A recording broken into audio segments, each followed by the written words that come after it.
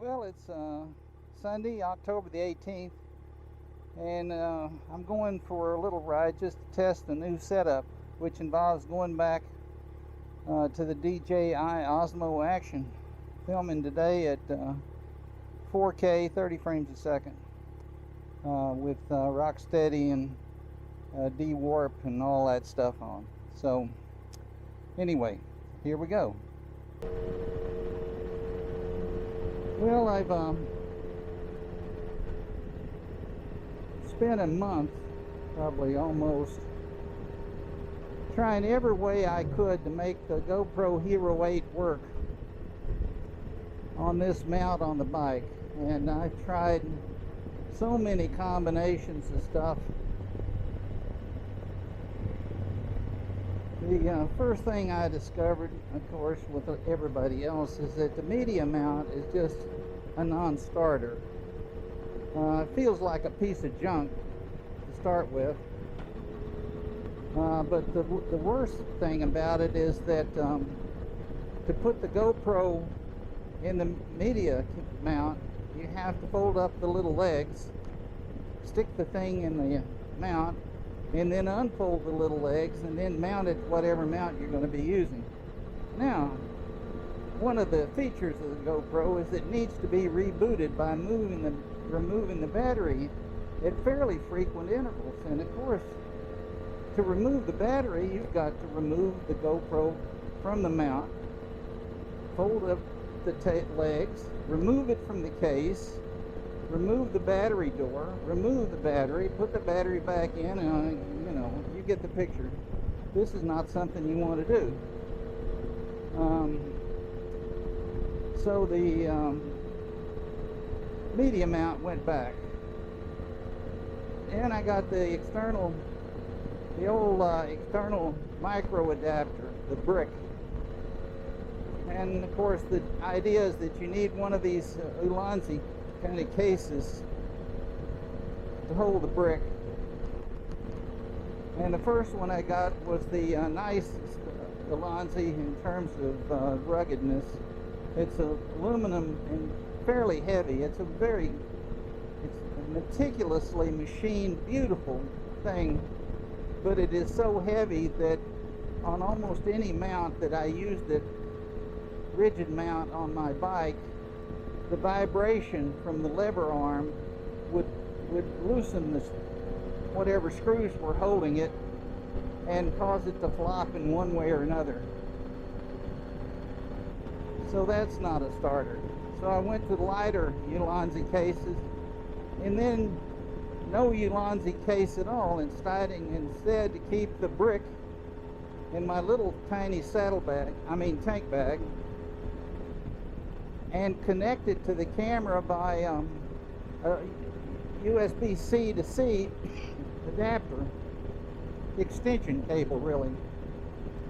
And then the idea is I would plug in external power into my little tank bag, into the brick, and I would also plug my external mic into the brick in the bag. And this wouldn't have been a bad setup, except that I then discovered that the GoPro, this external mic adapter, the supposition is that it will charge while you're recording,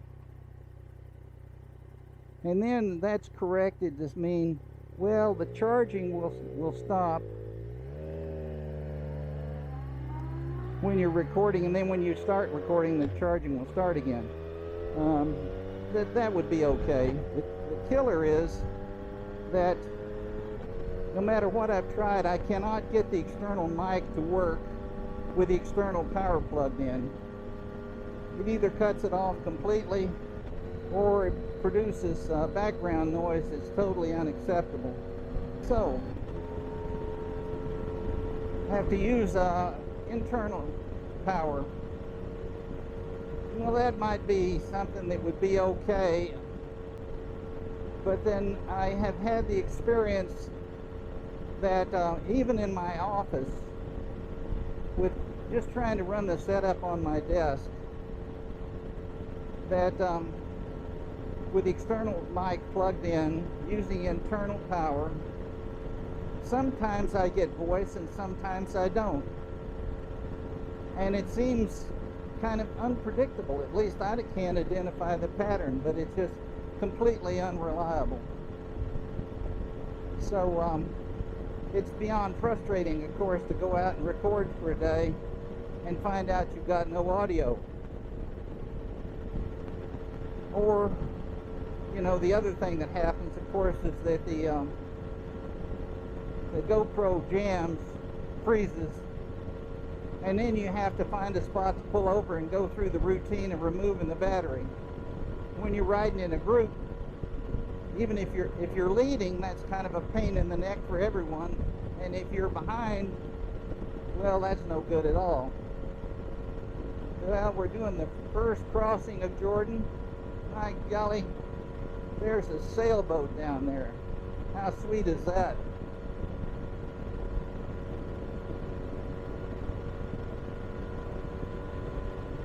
Boy, it's pretty today. I say that a lot, don't I? Well, what else about the GoPro? You just gotta wonder about people. Well, the final thing about the GoPro that's a little less than totally satisfactory for me is the color. GoPro color is over the top vivid. It seems a little unreal. I guess a lot of people feel that way.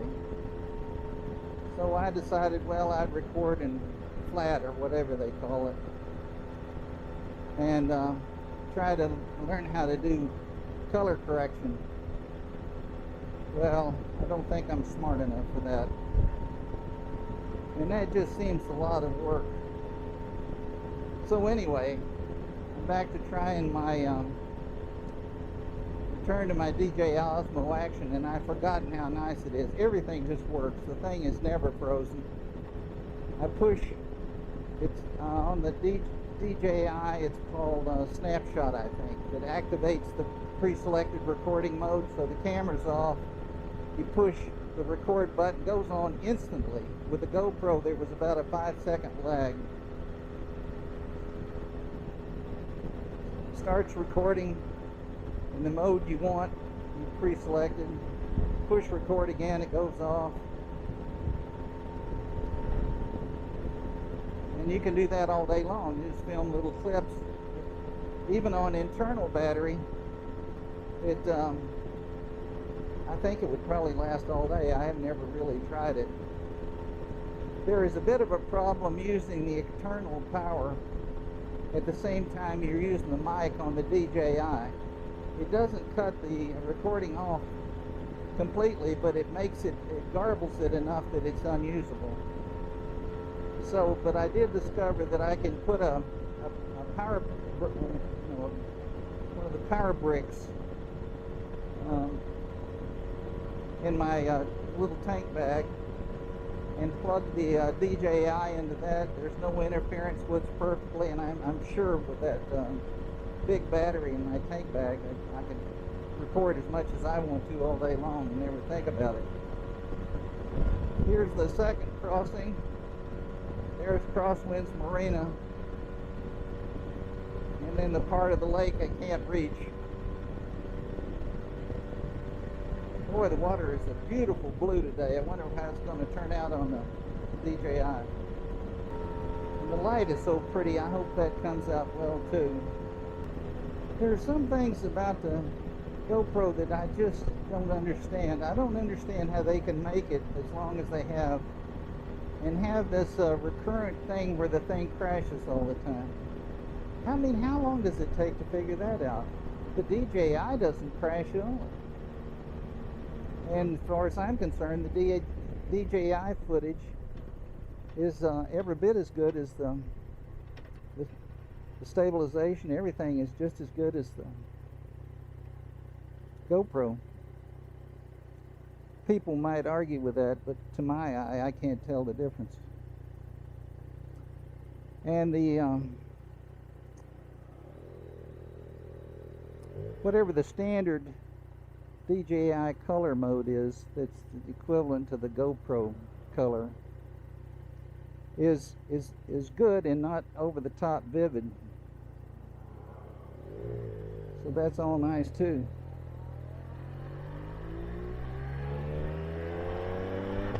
What else? Well, the DJI has a round lens with a screw-on cap, so you can replace that little lens. I've got a UV filter lens on it that's sacrificial. So take a rock or anything, pop it off, put another one on, $10 or less. Now, what will you think? The GoPro Hero8, the lens is unreplaceable. Can't get it off. I gather that if it cracks, you're looking at a new camera, and which you pay for unless you bought the protection pan for $50 a year or whatever it is.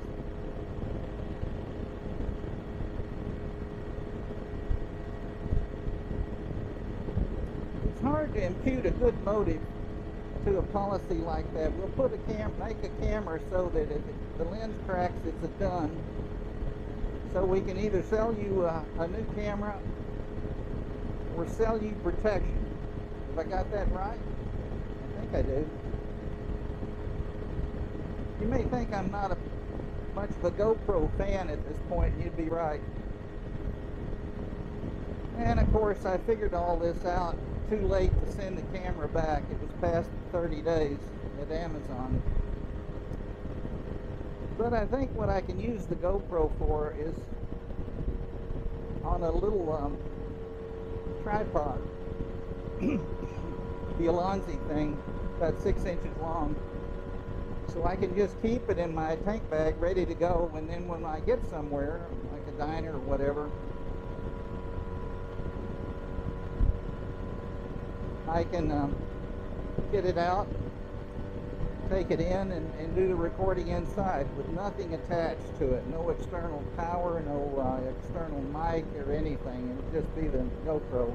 And I think it may work pretty well for that. I'm trying to think what else I should say about the GoPro versus the DJI. Well, of course, the GoPro costs almost twice what the DJI does. Even though I got the Hero8 Black discounted because the 9 was coming out within a week or two. But I was not interested in the 9, given my experience with watching what happens with previous GoPro releases. I knew it would be a year of bug fixes, firmware updates before the thing was halfway decent. Again, how can a company get away with doing that? Well, I really wanted to love the Hero8, but I didn't succeed.